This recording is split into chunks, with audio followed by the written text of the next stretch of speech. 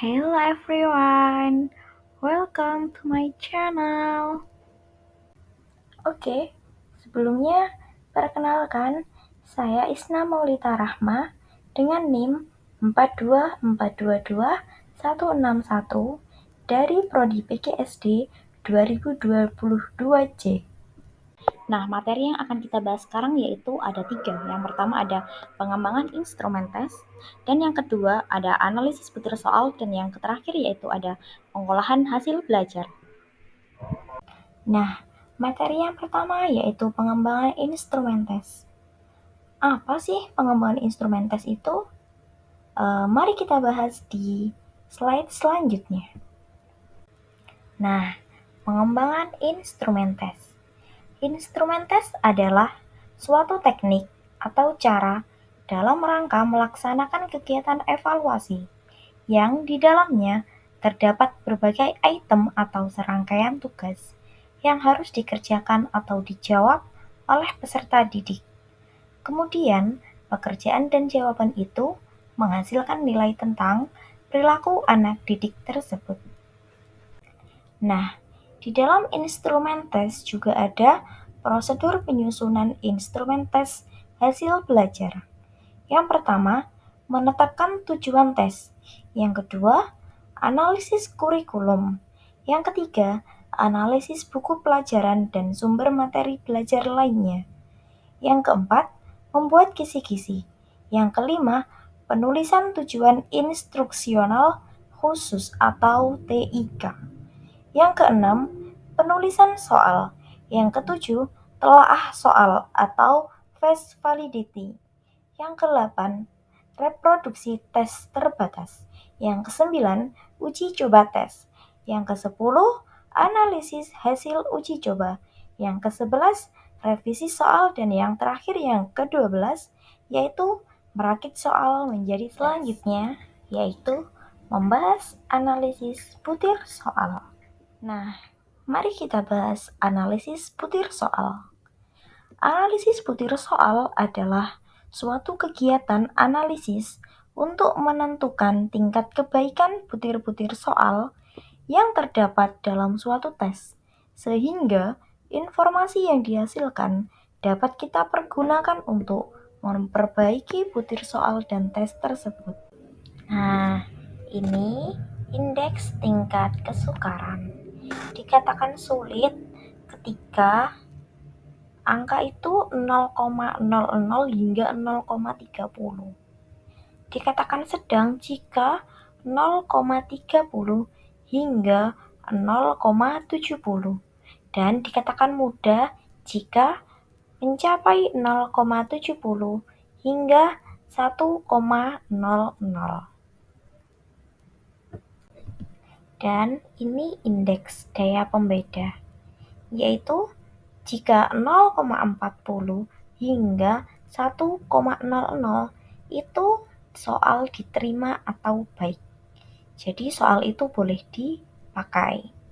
Selanjutnya jika 0,30 sampai 0,39 soal diterima tapi perlu diperbaiki. Selanjutnya 0,20 sampai 0,29 soal diperbaiki. Jika 0,19 sampai 0,00 itu berarti soal tidak dipakai atau dibuang. Ini adalah contoh penyusunan instrumen tes hasil belajar. Yang pertama, di dalam prosedur penyusunan instrumen tes, itu yang pertama ada menetapkan tujuan tes. Nah, tujuan tes ini digunakan untuk apa? Untuk penilaian hasil akhir belajar siswa atau yang lainnya. Dan yang kedua yaitu menganalisis kurikulum.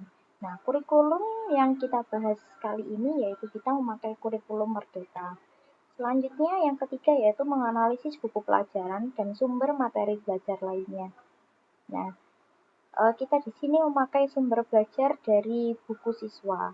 Selanjutnya membuat kisi-kisi. Nah, ini adalah kisi-kisi untuk pembelajaran. Yang pertama yaitu tujuan pembelajaran yaitu memahami dan menggunakan tanda baca dalam penulisan angka atau nilai. Ruang lingkup materinya yaitu bertukar atau membayar. Untuk teknik asesmen, kita memakai tes tertulis dan indikator soal yaitu siswa dapat memahami dan menggunakan tanda baca dalam penulisan angka atau nilai uang. Selanjutnya yaitu bentuk soal yang kita bahas yaitu ada pilihan ganda dan untuk nomor soal pertama. Selanjutnya yang kedua yaitu ada memahami dan menulis teks prosedur. Teknik asesmennya tetap sama yaitu tes tertulis. Kemudian indikator soal yaitu siswa dapat memahami dan menulis teks prosedur. Bentuk soal, pilihan ganda, dan nomor soal kita memasuki nomor soal yang kedua dan seterusnya seperti itu. Prosedur penyusunan instrumen tes hasil belajar yaitu ada penulisan soal. Nah, ini adalah contoh soal yang akan kita bahas. Yaitu yang pertama, penulisan nilai mata uang berikut ini yang tepat adalah A. 86.000. Seperti tulisannya ya berbeda-beda. Ada titik, untuk yang B tidak ada titiknya. Untuk yang C, P-nya kecil, dan yang D tidak ada titiknya. Yang tepat adalah, jawabannya adalah itu. Ini untuk penulisan soal.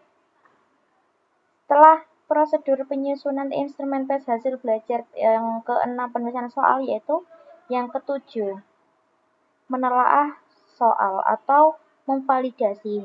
Setelah divalidasi, soal diuji coba teskan lagi, lalu setelah diuji coba tes, yaitu soal akan dianalisis hasil uji coba, dicari kebenarannya, lalu baru direvisi soal, dan yang terakhir yaitu untuk merakit soal menjadi tes. Nah, ini adalah contoh soal yang sudah akan diteskan. Sekarang kita akan membahas tentang analisis butir soal. Tadi sudah disinggung ya, apa sih analisis butir soal itu? Sekarang kita akan belajar tentang bagaimana cara menghitung analisis butir soal. Di analisis butir soal itu ada daya pembeda dan ada tingkat kesukaran. Nah, sebelum kita menghitung, kita juga harus ya membuat kotak atau tabel seperti ini. Di dalam tabel apa sih isinya? Nah, yang pertama ada nama siswa. Contoh saya yaitu ada 26 siswa yang menjadi contoh ya. Lalu angka 1 sampai angka 10 ini dinamakan nomor soal. Karena saya memakai contoh pilihan ganda dan pilihan ganda mempunyai 10 soal, maka ini saya menulis angka 1 sampai angka 10, ini melambangkan jumlah soal. Jika soalnya ada 5, maka ya yang ditulis angka 1 sampai 5 dan gitu seterusnya.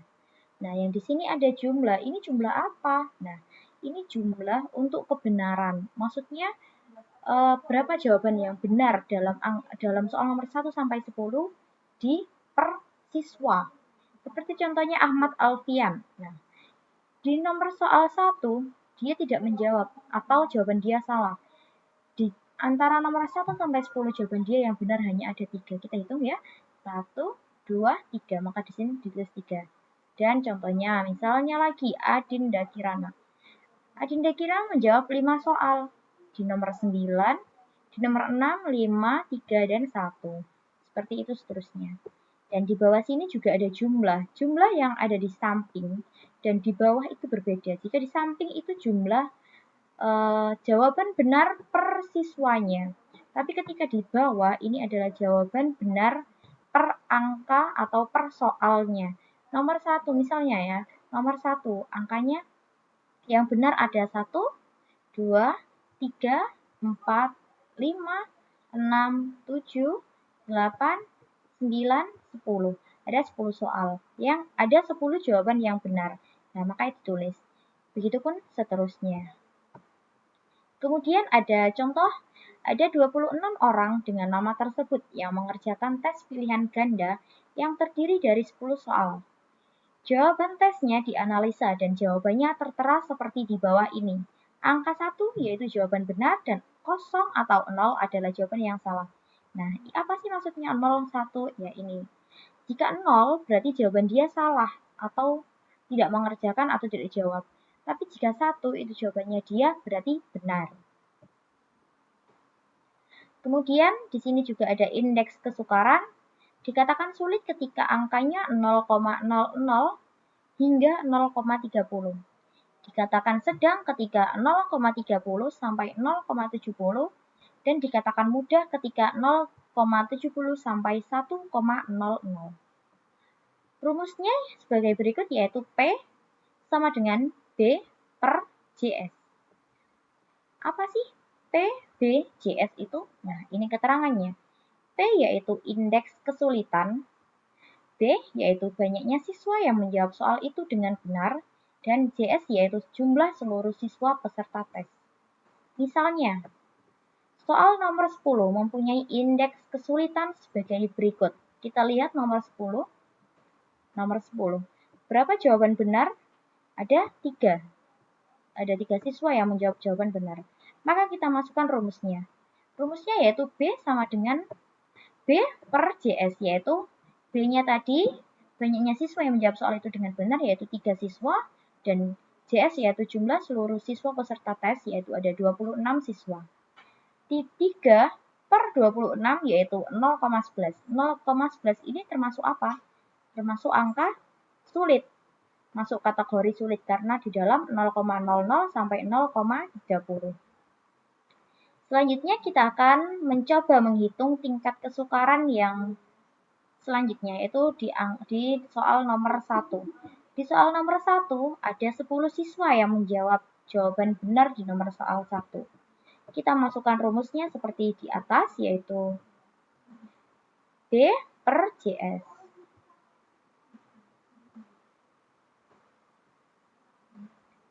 B-nya tadi berapa? Ada 10 siswa. Dan JS-nya, jumlah siswanya seluruh yang mengikuti tes, yaitu ada 26 siswa. Nah, 10 per 26 yaitu hasilnya yaitu 0,38. Masuk dalam indeks apa 0,38 ini? Kita lihat. Ya, masuk dalam indeks sedang karena di dalam 0,30 sampai 0,70. Sedang.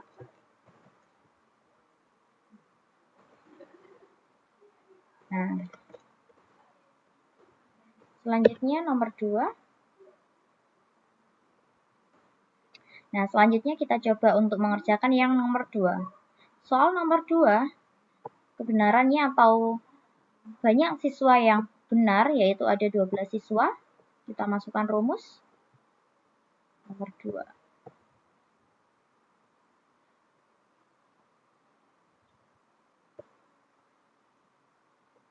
Yaitu 12 siswa, kita tulis di atas, dan jumlah siswa yang mengikuti tes yaitu 26 siswa.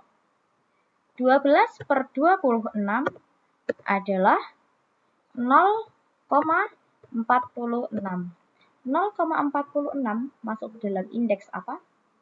Masuk dalam indeks sedang ya, masih tetap sedang karena di dalam 0,30 sampai 0,70. Kita tulis di sini sedang. Nah, gitu cara menghitung tingkat kesukaran. Oke, selanjutnya kita akan membahas daya pembeda. Karena yang tadi kita sudah membahas tentang tingkat kesukaran atau tingkat kesulitan, sekarang kita akan membahas yang daya pembeda. Nah, di daya pembeda ini ada yang beda, teman-teman.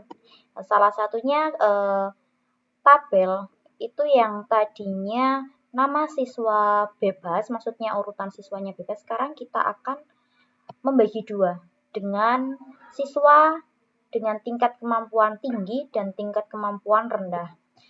Siswa kemampuan tinggi kita beri tanda warna merah, kita bagi menjadi dua.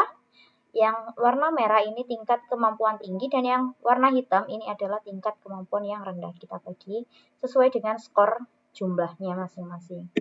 Nah, untuk indeks daya pembeda sendiri yaitu kategori soal diterima atau baik ketika skor itu 0,40 hingga 1,00. Kemudian kategori soal diterima tapi perlu diperbaiki yaitu 0,30 sampai 0,39. Selanjutnya 0,20 sampai 0,29 itu dimasukkan dalam kategori soal diperbaiki. Dan 0,19 sampai 0,0 itu soal tidak dipakai. Rumus dari daya pembeda yaitu dP sama dengan 2 BA dikurangi BB per N. Untuk keterangannya yaitu dP adalah daya pembeda, BA adalah jumlah benar pada kelas atas, BB yaitu jumlah benar pada kelas bawah, dan N adalah jumlah siswa.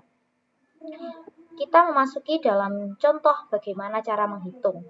Yaitu untuk yang pertama ini saya sudah mencoba hitung di soal nomor pertama. Kita masukkan rumusnya ini tadi ya, 2BA dikurangi BB sama dengan N. 2 kita tulis di sini. Sebentar.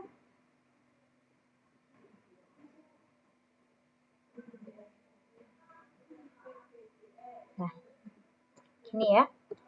2 kita tulis di sini karena ini rumus 8. 8-nya dari mana?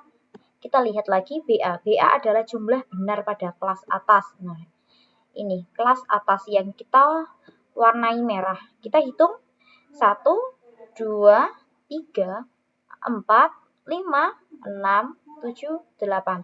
Ada 8 soal yang benar di kelas atas. Kita tulis 8. Selanjutnya ada BB. BB-nya yaitu 2. BB itu apa? Jumlah benar pada kelas bawah. Kita lihat soalnya yang benar yaitu 1, 2. Ada 2 anak yang benar yaitu ada 2. Kita tulis per 26. 26 itu apa? Yaitu jumlah siswa. Jumlah siswa seluruhnya. Kemudian kita hitung 2. 2-nya tetap 8 dikurangi 2 sama dengan 6 per 26. 2 dikali 6 yaitu 12 per 26. 12 per 26 yaitu 0,46. Nah, indeks dari 0,46 ini adalah soal diterima atau baik. Kita lihat ya. Soal diterima atau baik. 0,46. Selanjutnya yang nomor 2. Yang nomor 2 kita masukkan rumus dulu.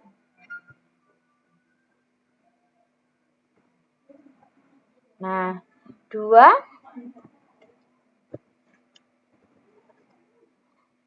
soal nomor 2 kita hitung bersama. 1, 2, 3, 4, 5, 6, 7. Ada 7. Kita tulis di sini. 7 dikurangi dari kelas bawah benar berapa?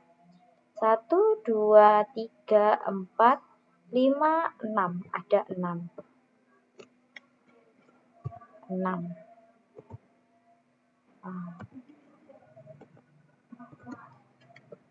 Kemudian yang bawah N, rumus N. N adalah jumlah siswa yaitu 26. Kemudian kita hitung.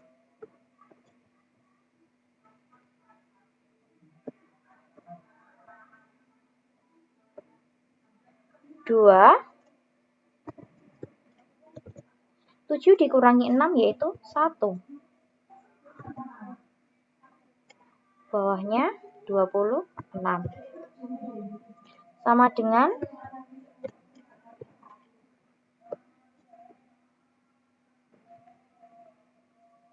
2 dikali 1 adalah 2. 2 per 26. Sama dengan 0,07.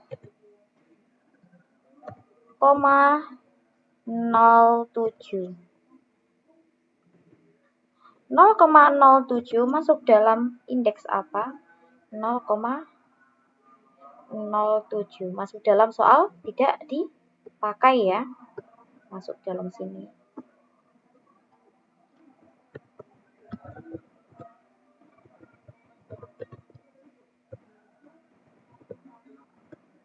Oke.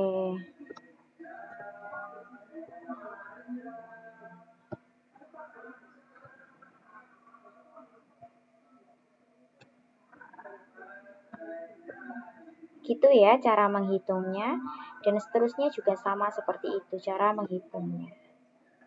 Sekarang kita sampai ya di pembahasan terakhir, yaitu penilaian hasil belajar. Nah, di sini ada nama. Kita pakai Excel ya teman-teman biar mempermudah untuk masukkan rumus ya.